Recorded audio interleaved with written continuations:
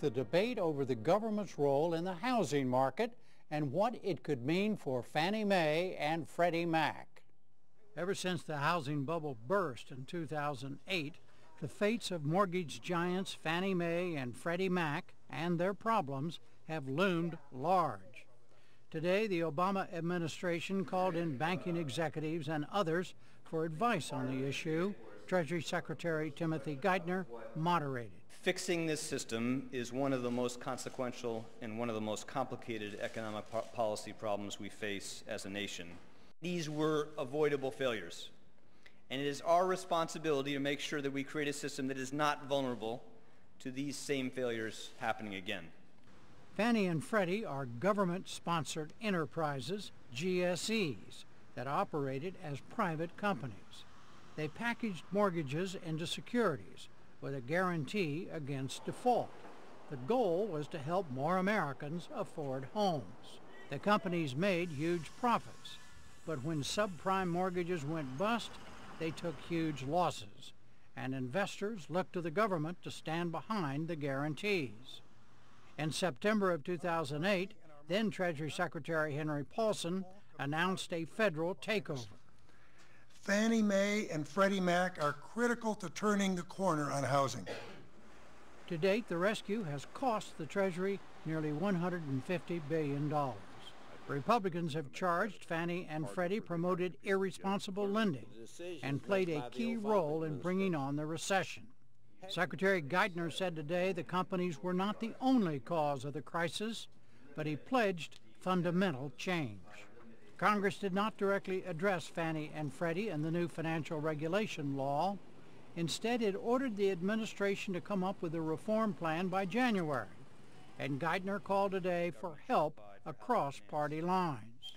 The failures that produced this crisis, that produced the system we have today, were bipartisan, and the solutions must be as well.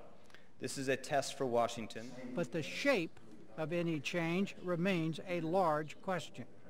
Housing Secretary Sean Donovan. We need to ask ourselves what role the government should be playing in that market. To be clear, the government's footprint in the housing market needs to be smaller than it is today. But just how small or big that footprint should be sparked debate today. William Gross runs the largest bond fund, PIMCO. As well, we need the government balance sheet, and to suggest that the private market can come back in and take the place and do the same thing that they've done for the past 20 or 30 years is simply impractical. It won't work. Alex Pollock is with the conservative think tank American Enterprise Institute. We need a private secondary market for the bulk of mortgage loans. We should have no GSEs. Fannie and Freddie should no longer be GSEs. You can either, in my view, be a private company or a government agency, one or the other, but not both. In the meantime, Fannie and Freddie continue doing business. They bought or guaranteed nearly 3/4 of all U.S. home loans last year. Two further views on this now. William Poole was president of the Federal Reserve Bank of St. Louis from 1998 to 2008. He's a scholar in residence at the University of Delaware and a senior fellow at the Cato Institute, a libertarian think tank. John Taylor is the president, Cato Institute. Sorry about that. John Taylor is the president and CEO of the National Community Reinvestment Coalition, focusing on housing and traditionally underserved communities. He served on housing advisory boards for both Fannie and Freddie. Mr. Poole, now you believe that it's time to phase out Fannie Mae and Freddie Mac, correct? Why? Oh, absolutely. There seems to be general agreement, and I was pleased that Tim Geithner emphasized this point.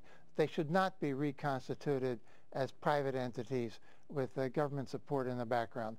So the question is, are they going to be perhaps merged into a single government agency to continue doing what they are now doing? My view is that they ought to be phased out altogether. I think Bill Gross is absolutely wrong in his diagnosis.